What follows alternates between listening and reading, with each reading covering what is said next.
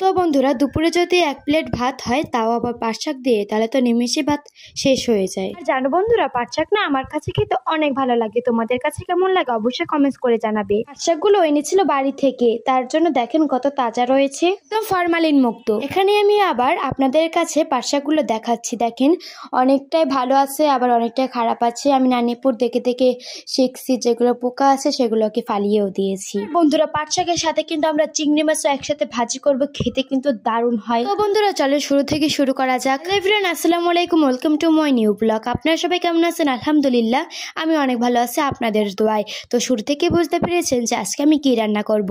হ্যাঁ বন্ধুরা আজকে আমি রান্না করব হচ্ছে পাট শাক ভাজি। খেতে কিন্তু অনেক মজা, আমাদের পরিবারের সবাই অনেক পছন্দ করে।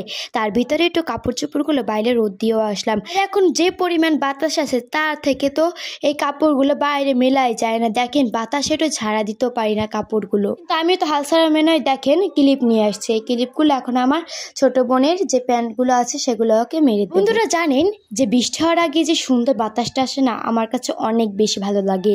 আপনাদের কাছে কেমন লাগে অবশ্যই কমেন্টস করে জানাবেন।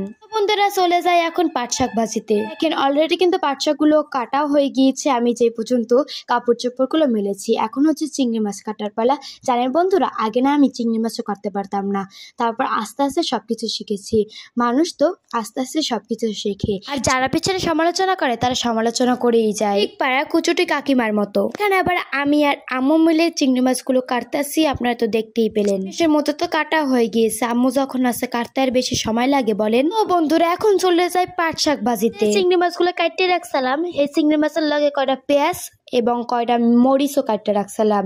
এখন এগুলো ভাজার পালা। একটা কড়াইয়ের ভিতরে ওই সবগুলো ডালিয়ে দিলাম, এখন ভালোভাবে নেড়ে নেওয়ার পালা। সবার সমালোচনায় আস্তে আস্তে অনেক কিছুই শিখে গিয়েছি, কিন্তু তাও জানতাম না। জানো বন্ধুরা এই পাট শাকের ভিডিও না আমি আগে কখনো ছাড়িনি।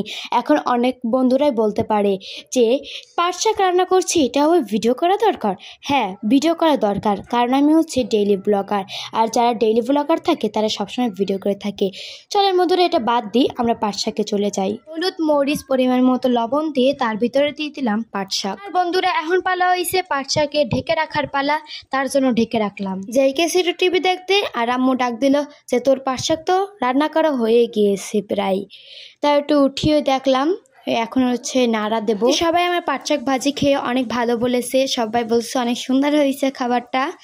তো আমার কাছে অনেক ভালো লেগেছে। আপনাদের কাছে এই রেসিপিটা কেমন লেগেছে অবশ্যই কমেন্টস করে জানাবেন। যারা যারা এখনো পর্যন্ত খাননি, আমার মনে হয় এখানে সবাই খেয়েছে। যারা যারা খাননি তারা অবশ্যই কিন্তু টেস্ট করে দেখবেন, অনেক মজা সেই স্বাদ। মিটকেসের মধ্যে থুইয়া আটকাইয়ে দিলাম, তারপর গোসল করে আইয়া এখন খাওয়ার পালা। খাইয়ে দেখমু যে খাওয়ানটা কেমন হয়েছে। তো ইটখানে নিয়ে খাওয়া শুরু করছি। আলহামদুলিল্লাহ অনেক ভালো হয়েছে খাবার। আল্লাহ আলহামদুলিল্লাহ।